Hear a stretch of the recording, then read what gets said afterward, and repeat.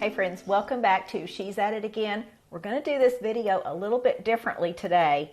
I'm getting over a cold. I feel great, but every once in a while a cough sneaks in on me.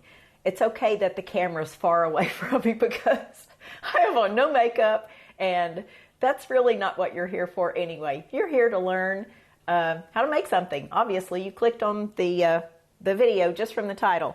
So we're going to be making some gluten-free, I'm pretty sure these are grain-free. Yeah, I think these are grain-free. Some gluten-free muffins. I'm going to be taking part of these to our groomer because she has my doggies today. They're so shaggy and they're going to look so fabulous by the end of the day. It's just exciting to know that's going on right now. So first thing we're going to do is take and grease our muffin pan. This is my ceramic muffin pan, and it's one of my favorites. When it was first given to me, I thought I might use that. I don't know, but I was just used to a metal one. But the more I used this, the more I liked it, so I use it quite a bit.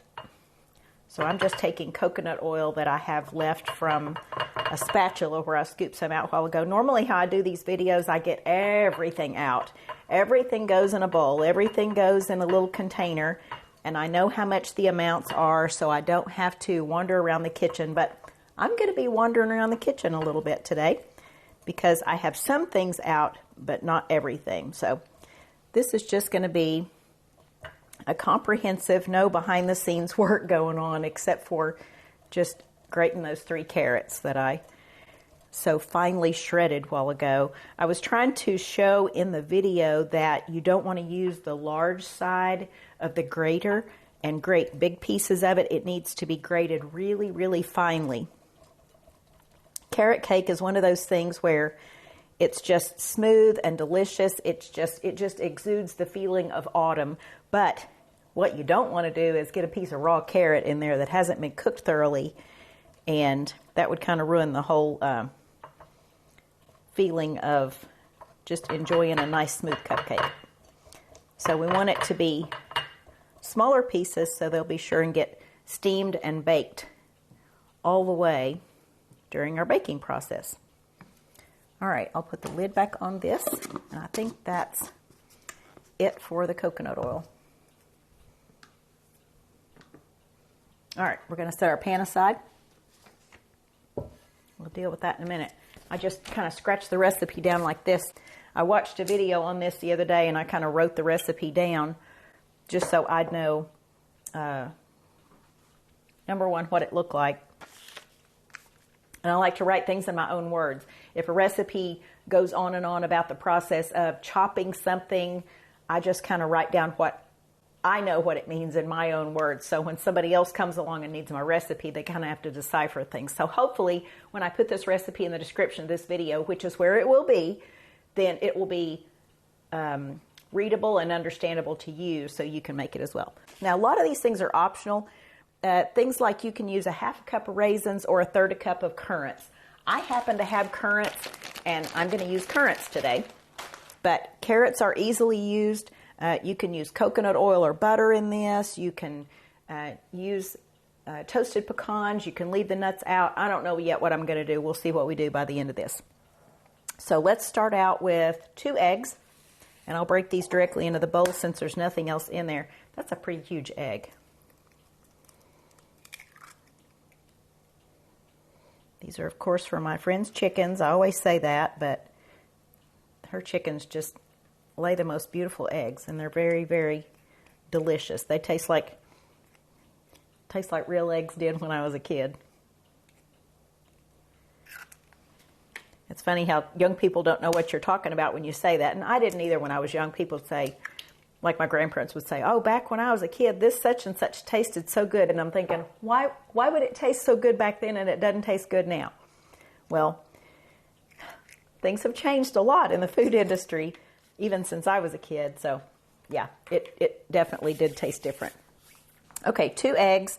To that, we're going to add 6 tablespoons. The recipe said a 1/4 cup plus 2 tablespoons. I'm thinking, why didn't you just write 6 tablespoons? So 6 tablespoons of maple syrup. You can also use honey if you want to. I think maple syrup, actually, it just adds a different sweetness to it. If you have maple syrup, that's great. A lot of people do not buy maple syrup, and I completely understand. It is very expensive. It is a long process to get maple syrup. I've watched videos on how it's made. We visited New England. It is very famous for maple syrup, but it is a luxury item. I will say that. But I happen to have some because I made something with it the other day and needed another jug of it. So I just go ahead and buy the jug, the little, I think it's larger than a pint. It's probably about a quart jug of it. So 6 tablespoons of maple syrup and 1/4 cup of applesauce.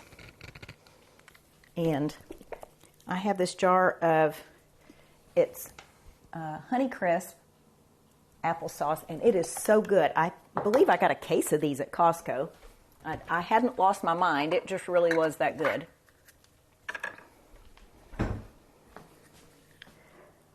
Okay, 1/4 cup of applesauce.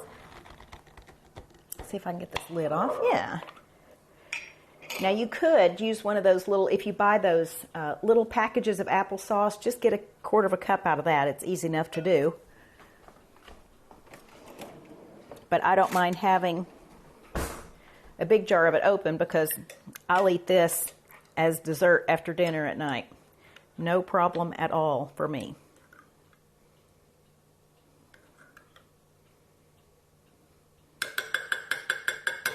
Okay, 1/4 cup.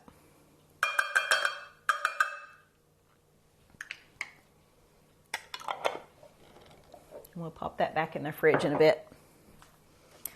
All right, I need 1/4 cup of milk, so I'll stick it back in the fridge when I get the milk.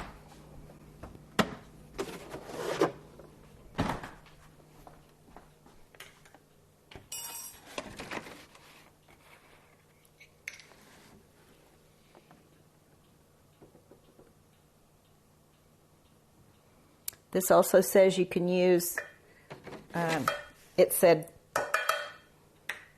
milk product, so I guess it means like nut milk or something like that. Whatever that is, just call me dumb. I know it looks like milk, but anyway, if you have a milk allergy, feel free to use something other than milk.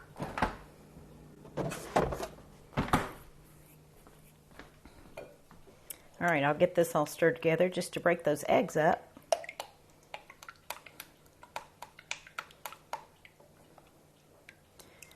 To this, I'm going to add the 3 carrots that I shredded and sliced, or not sliced. It came to about 2½ cups of carrots. Now, it's the real finely shredded. It's not the big shreds, so. This reminds me of finely shredded coconut.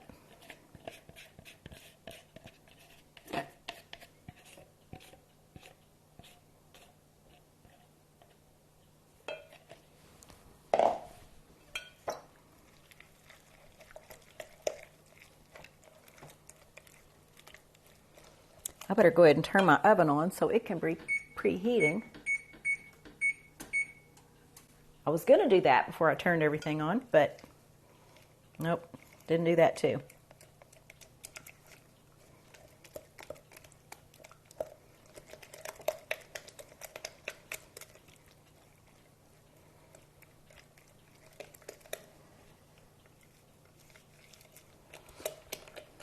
All right, to this we're going to add 2 teaspoons of cinnamon.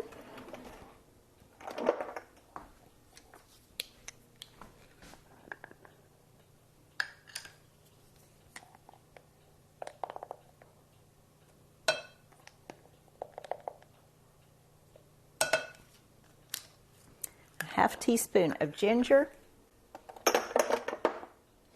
Now I have dry ground ginger in there, but I also have fresh ginger in here, and I would just consider it a great disservice if I didn't take advantage of that ginger that I have in here somewhere.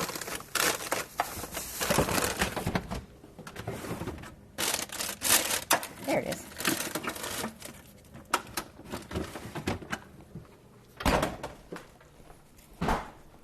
Found it.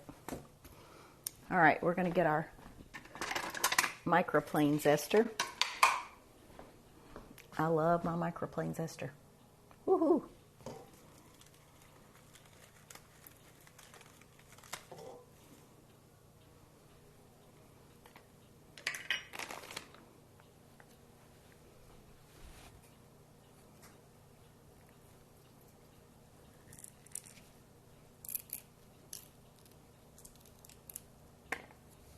I'm just going to break the end of that off and just kind of expose the end of it. I'm going to grate this into a spoon. I don't want to grate it directly into that, just in case I get a piece on there that I don't want in there. All right, how much of this do I need? Just a half teaspoon, so that's not much.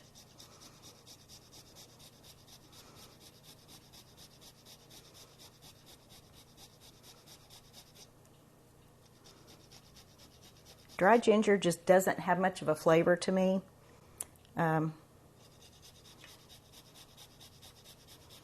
I mean, I guess it has some flavor. I'm not denying that it has a flavor to it. I'm just saying it doesn't taste near as pronounced as fresh ginger.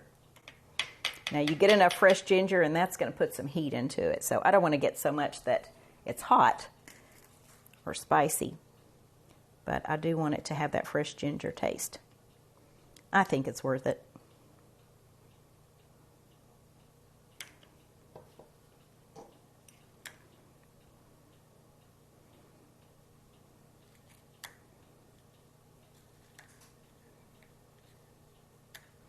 Okay, that looks like about half teaspoon to me.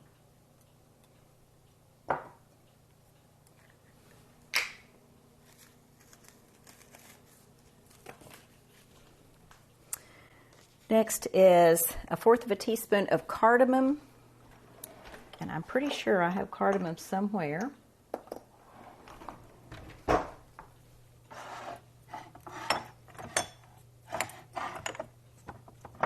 Maybe it's in here. Ah, yes. A little tiny bag. I buy these spices in bulk at our Good Measure Market. And if it's one that I don't use super often, then I'll just leave it in the bag because it's not worth making a little bottle for it. So about 1/4 of a teaspoon.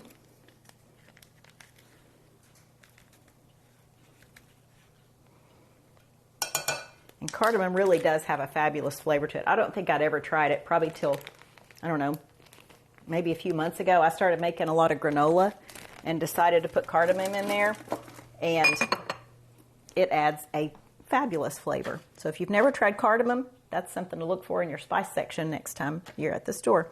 1/8 of a teaspoon of nutmeg. That's not a lot of nutmeg.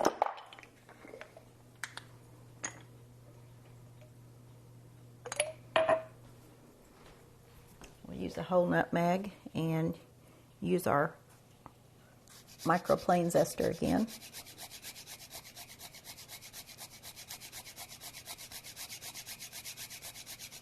Let me see if I can get this close enough where you can see what I'm doing.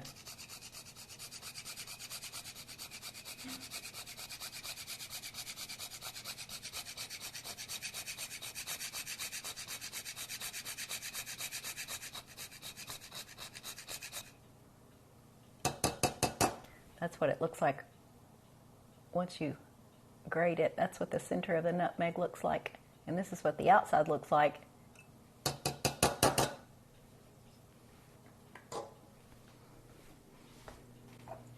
And I just keep these in a bottle in my spice drawer. And as long as they're kept dry, they stay good. All right, 3/4 of a teaspoon of salt.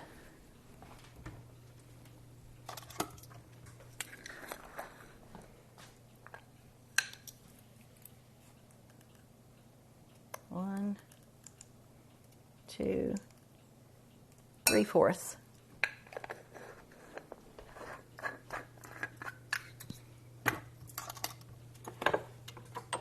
A teaspoon of vanilla.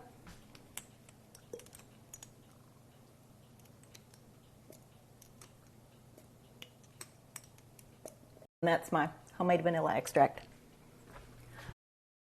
Open my next big bottle of it, which I always have one waiting in the wings. That's kind of exciting to open a new bottle of vanilla.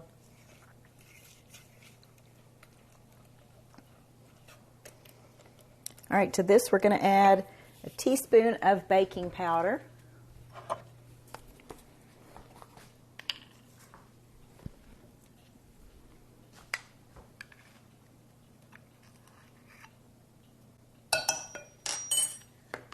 That's going to be a little bit of a rising agent for us.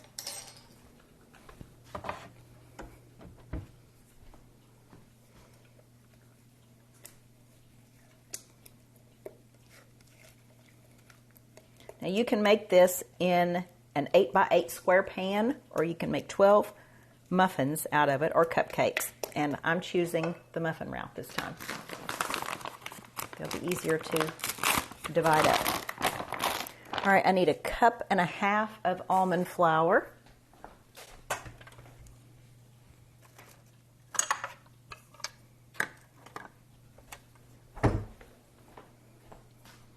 This is a 1 cup measure, so I'll do my half at first.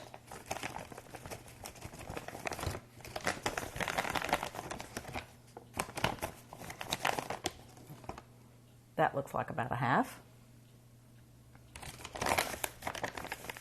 And we'll do a full cup. This measuring cup just looks so huge to me. I don't know if it's because it's a red cup or it just looks bigger than a regular cup. So I know it's the right measure though, because I've used it several times before. I'm not sure why that cup looks so much larger.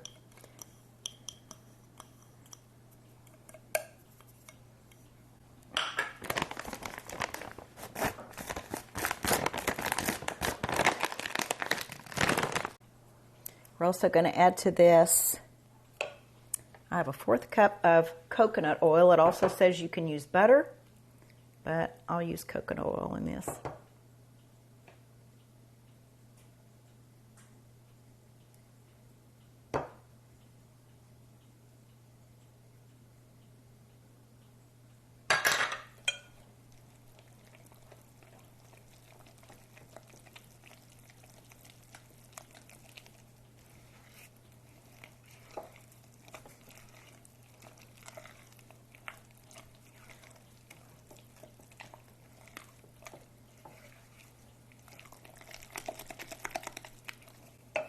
We're going to add a 1/2 cup of coconut. This is just organic unsweetened coconut. There's no sugar involved in this. The only sweetener is the maple syrup that we have in it and the applesauce.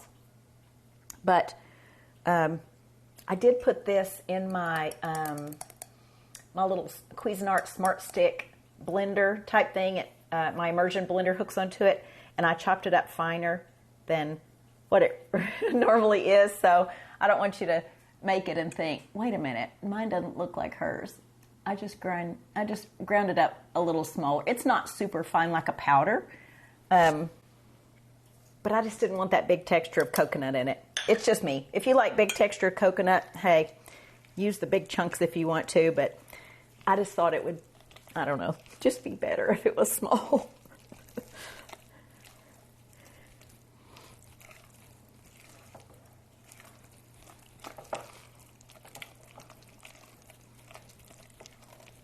I think what I'm going to do with this is just a last minute call. I am going to toast my pecans while these are baking on a little baking sheet, just a few of them, and I'm going to sprinkle them on top of our frosting because we're going to make a frosting with this in just a minute. Only 3 ingredients in it. But I'm going to put the nuts on the top just in case if this reaches someone that doesn't like nuts or doesn't need nuts, then they can always pick those off. But you can't pick them off if they're inside the muffin. Just a last minute call on my part. All right, I'm going to add our currants to it. It says we need 1/3 cup. And I think, yep, the green one is 1/3 cup.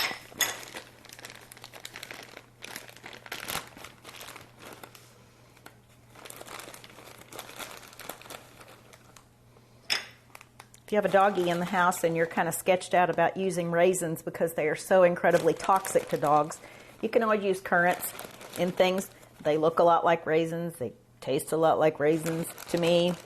And you can use them pretty much interchangeably in a lot of things, but they're not toxic to dogs. Dogs can't have grapes or raisins and have a good outcome anyway. I don't think it'll kill them, but I think it makes them really, really sick. I always have to be super careful because I usually use a lot of raisins in my house, but my dogs haven't ever gotten a hold of one. I think because I yell so loud when one hits the floor, don't go near it. Drop that. So they know if it looks like a raisin, probably going to hear me screaming. Okay, I hope from this long list I have everything in there. This does seem like an awful lot of ingredients, but the reason I chose this recipe to share with you, because this is the first time I'm making it, is because I'm going to be needing to provide at least an optional gluten-free dessert for an event that I'm cooking for next month sometime. And I wanted to try these to see if this would be a good option for that event. And I want them to taste good. I don't want to show up with something that people are going, yuck, don't eat that. So I'm hoping they turn out well. All right, let me skim the list here. Eggs, syrup, applesauce. Okay, looks like I have everything. Let's scoop these out into our muffin pan. So I'm going to be making carrot cake for the regular dessert, but I wanted to have something that made the gluten-free people not feel like they were missing out. So I want everybody to have what appears to be the same thing, except I want them to be able to enjoy it without getting sick.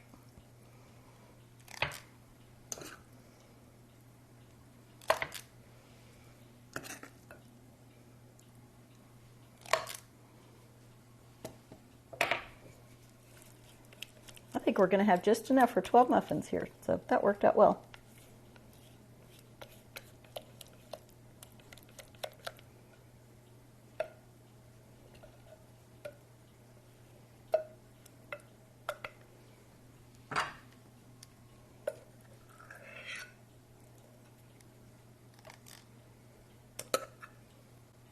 See if I have any that look like they're wanting more in the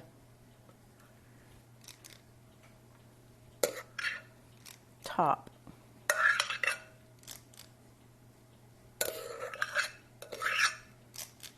Okay.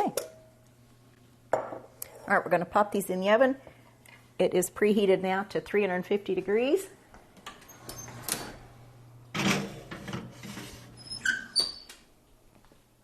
We're going to bake these for 30 minutes.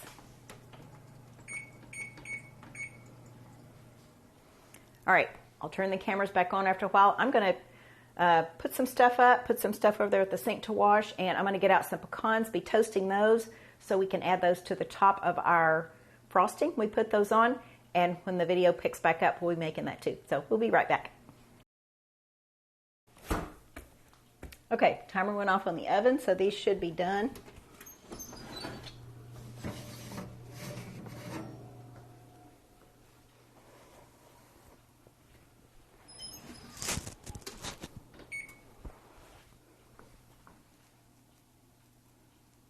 These are not going to feel like a conventional gluten muffin. These are going to feel different, so just expect it. But these do feel soft, but I think these are going to be really nice with the frosting on there. So we're going to let these cool for quite a while. I want them to be completely room temperature. We're going to come in and make our frosting next and then frost these, and you'll see what they look like in the end.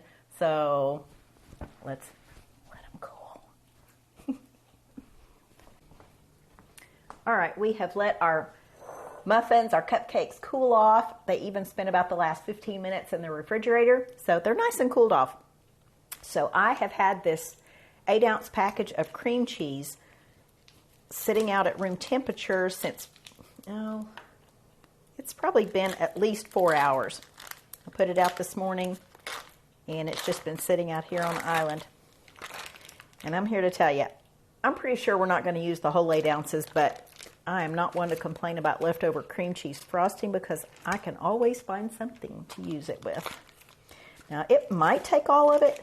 After all, normally when you make cream cheese frosting, you have several cups of powdered sugar as a sweetener. So that's a lot of bulk right there. So you've not got the bulk, because really and truly, that's the majority of your bulk in this recipe, because the only other things we're adding is 1/4 of a cup of maple syrup again.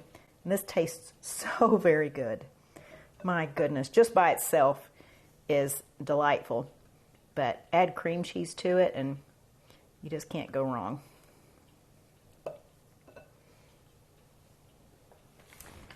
And then I'm going to add just a tiny bit of salt, because I think the salt offsets it. Now, when I say a tiny bit, that's 1/4 of a teaspoon, and it's probably 1/4 of the way full, so 1/16 of a teaspoon, so a big pinch of salt.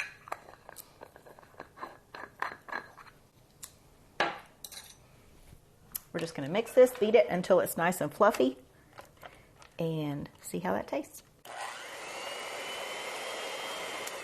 Now, I do have a different beater on here. You can use a regular conventional beater, but I just have a whisk attachment to mine, so I'm going to use it.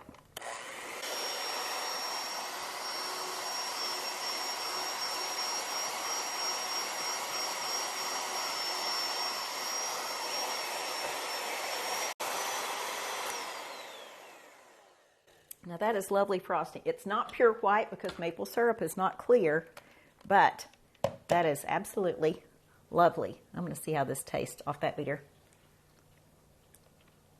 Oh, wow. That's really good. If you like maple syrup, yeah, this is what you need. Okay, I've toasted just a very few pecans, sitting them over to the side because I'll put pecans on the tops of these. I'm just going to pick these up one at a time.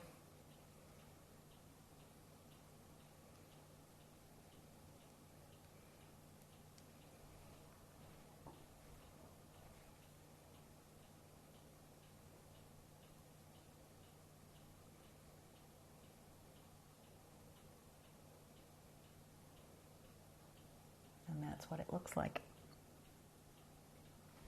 All right, I'm going to take a pecan or two, just break it into small chunks. I don't want it like ground up. I just want it in chunks. I want it in big enough pieces to where, even though I love pecans, I grew up eating pecans. My grandparents had a pecan orchard, and I love everything about pecans, but I know there are people who don't.